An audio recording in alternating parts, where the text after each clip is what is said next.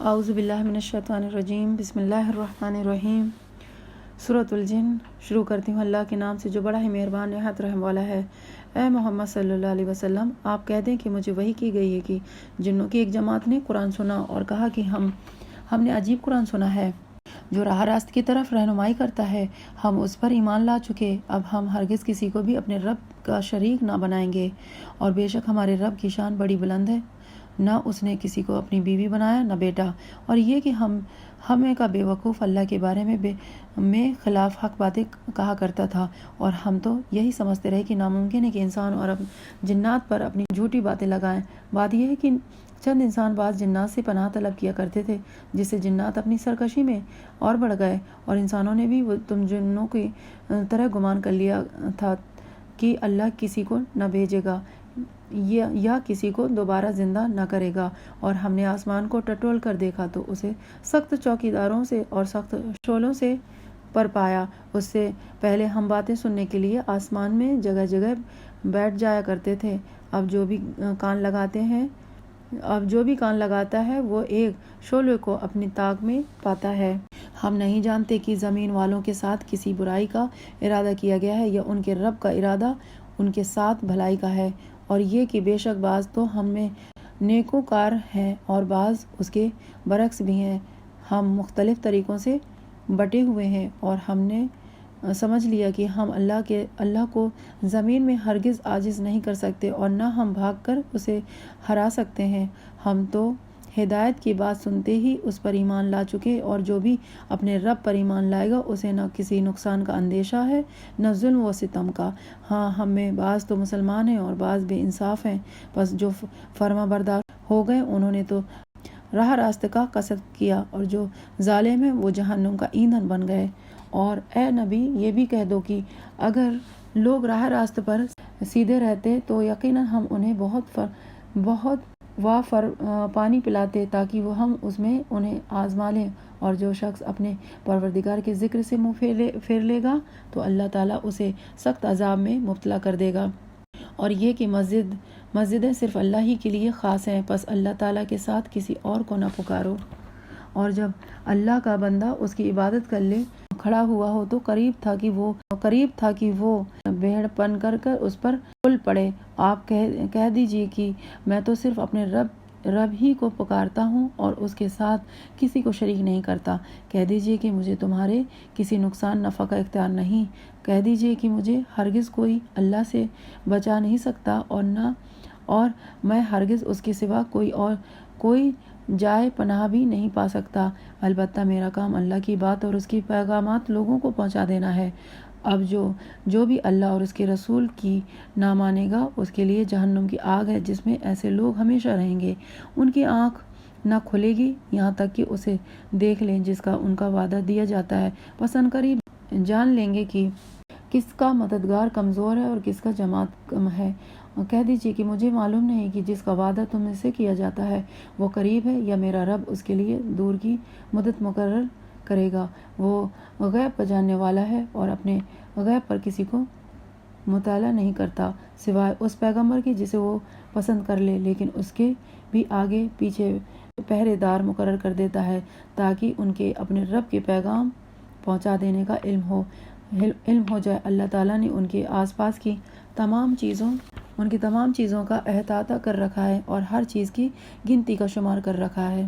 سورۃ المزمل شروع کرتی ہوں اللہ کے نام سے جو بڑا ہی مہربان نہایت رحم والا ہے۔ اے کپڑے میں لپیٹنے والے، رات کے وقت نماز میں کھڑے ہو جاؤ مگر کم آدھی رات یا اس سے بھی کچھ کم کر لے یا اس پر بڑھا دے، اور قرآن کو ٹھہر ٹھہر کر صاف پڑھا کر، یقیناً ہم تجھ پر بہت بھاری بات عنقریب نازل کریں گے۔ بے شک رات کا اٹھنا دل جمعی کے لیے انتہائی مناسب ہے اور بات کو بہت درست کر دینے والا ہے۔ یقیناً تجھے دن میں بہت شغل رہتا ہے تو اپنے رب کے نام کا ذکر کیا کر، تمام خلائق سے کٹ کر اس کی طرف متوجہ ہو جا۔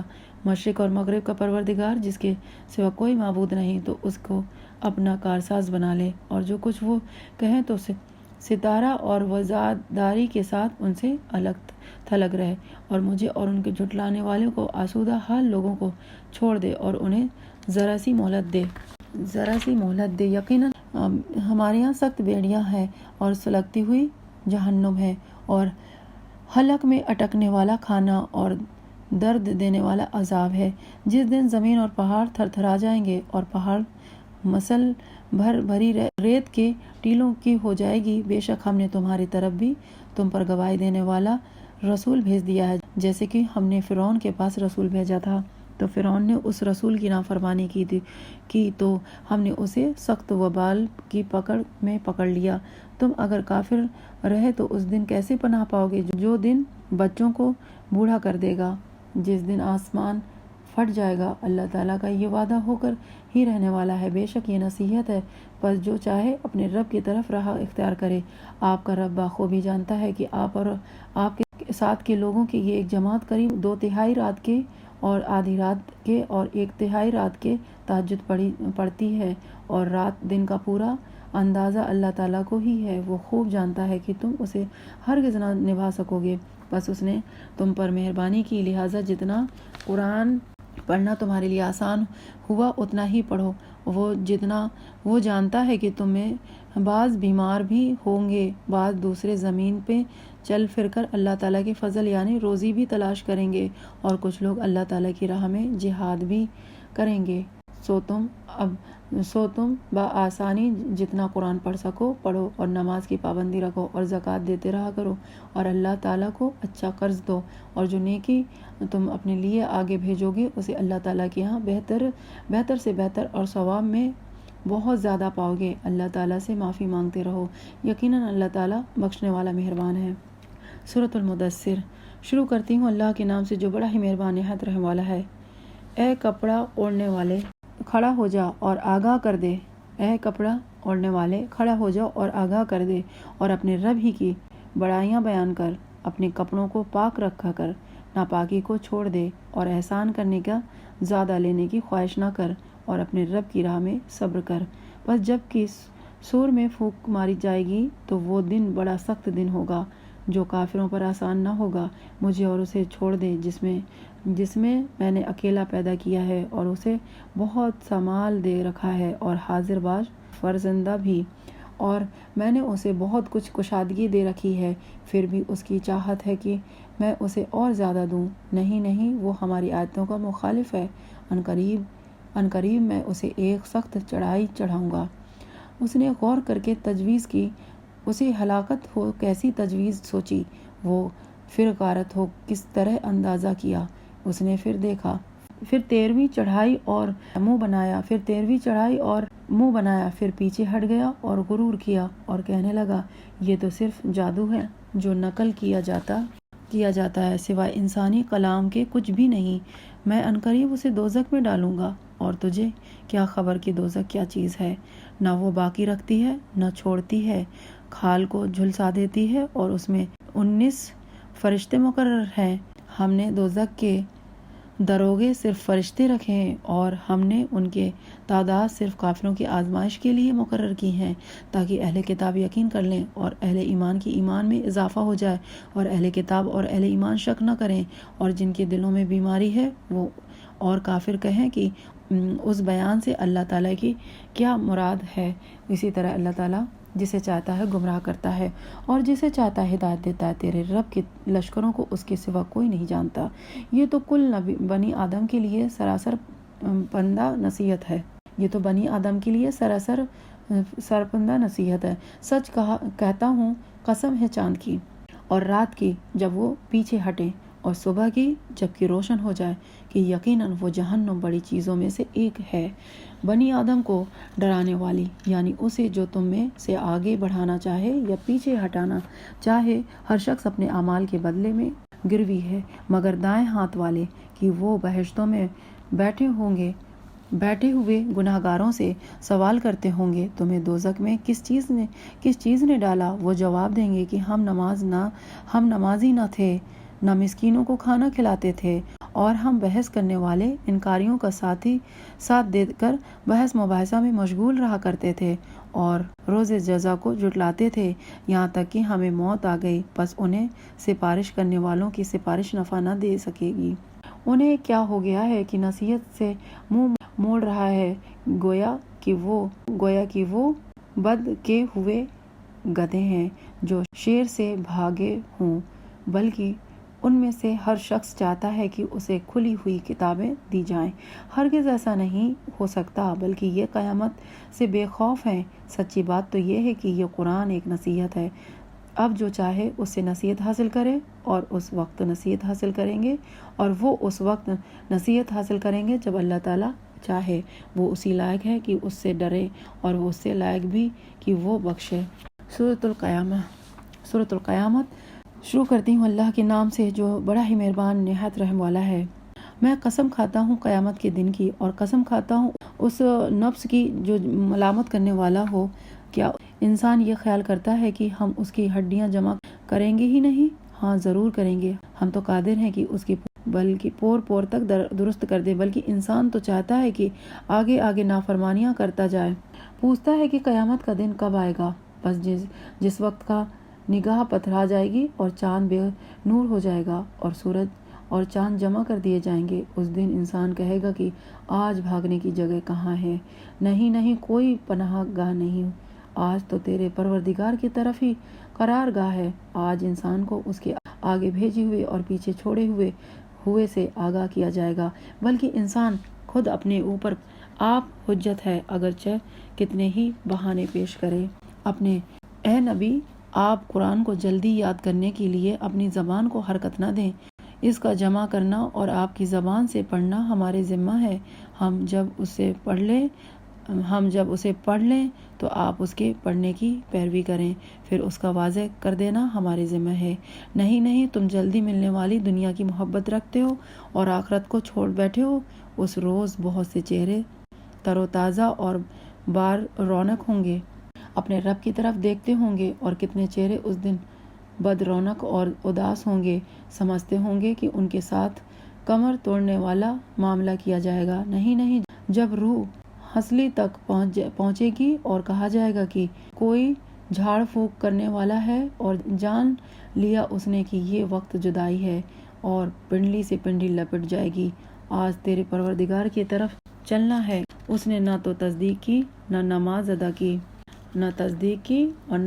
ادا کی، بلکہ جھٹلایا اور روگردانی کی، پھر اپنے گھر والوں کے پاس اتراتا ہوا گیا۔ افسوس ہے تجھ پر، حسرت ہے تجھ پر، وائی ہے اور خرابی ہے تیرے لیے۔ کیا انسان یہ سمجھتا ہے کہ اسے بیکار چھوڑ دیا جائے گا؟ کیا وہ ایک گڑھے پانی کا قطرہ نہ تھا جو ٹپکایا گیا تھا، پھر وہ لہو کا لوتھڑا ہو گیا، پھر اللہ نے اسے پیدا کیا اور درست بنا دیا، پھر اس سے جوڑے یعنی نر و مادہ بنائے۔ کیا اللہ تعالیٰ اسے امر پر قادر نہیں کہ مردے کو زندہ کر دے؟ یقیناً گزرا ہے انسان پر ایک وقت زمانے میں جبکہ یہ کوئی قابل ذکر چیز نہ تھا۔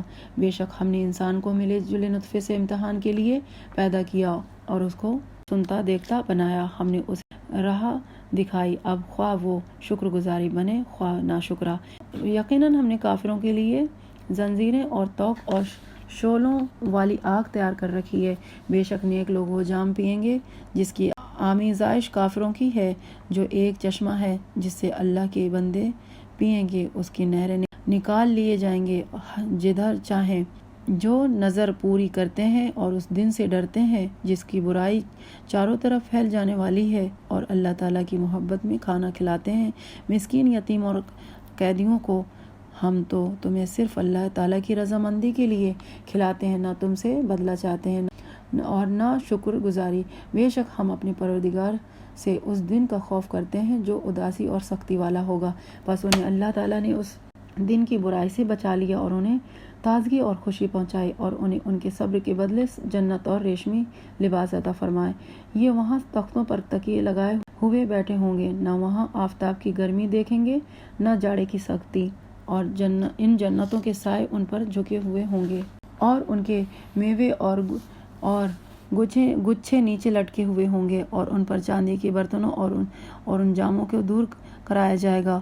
جو شیشے کے ہوں گے، شیشے بھی چاندی کے، جن کو ساقی نے اندازے سے ناپ رکھا ہوگا، اور انہیں وہاں وہ جام پلائے جائیں